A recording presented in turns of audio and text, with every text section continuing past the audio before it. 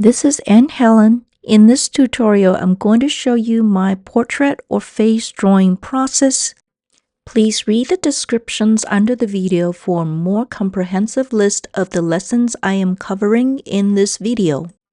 I'm using this photo on the left that you see on the screen from Pinterest, which I'm converting to black and white because it will help us see the differences and contrast in the values of this photo so much better.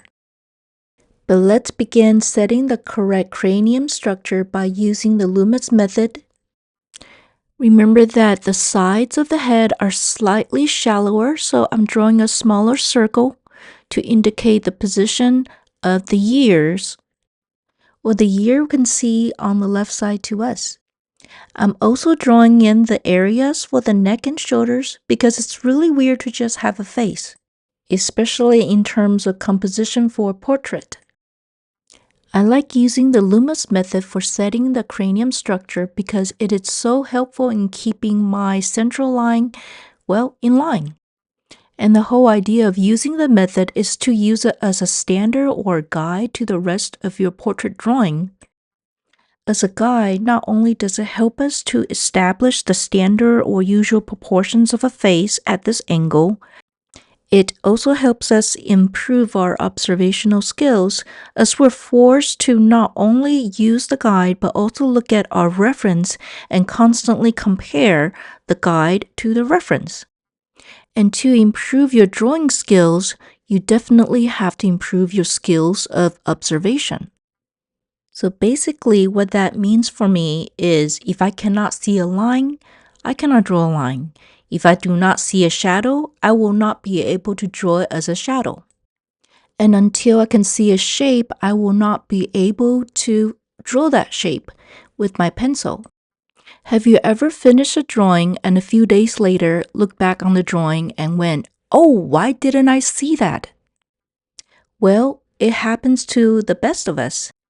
It's very easy for us to get so much into our drawing that after staring at it for a long time, we simply don't see it as we should.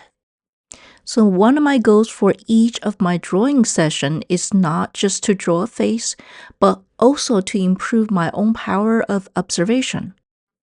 And you should do the same. The moment that you are able to see something in your drawing that you have never noticed before and be able to correct it, congratulate yourself, because that is a sign that you have improved your observational skills. And here's a tip for improving your observational skills.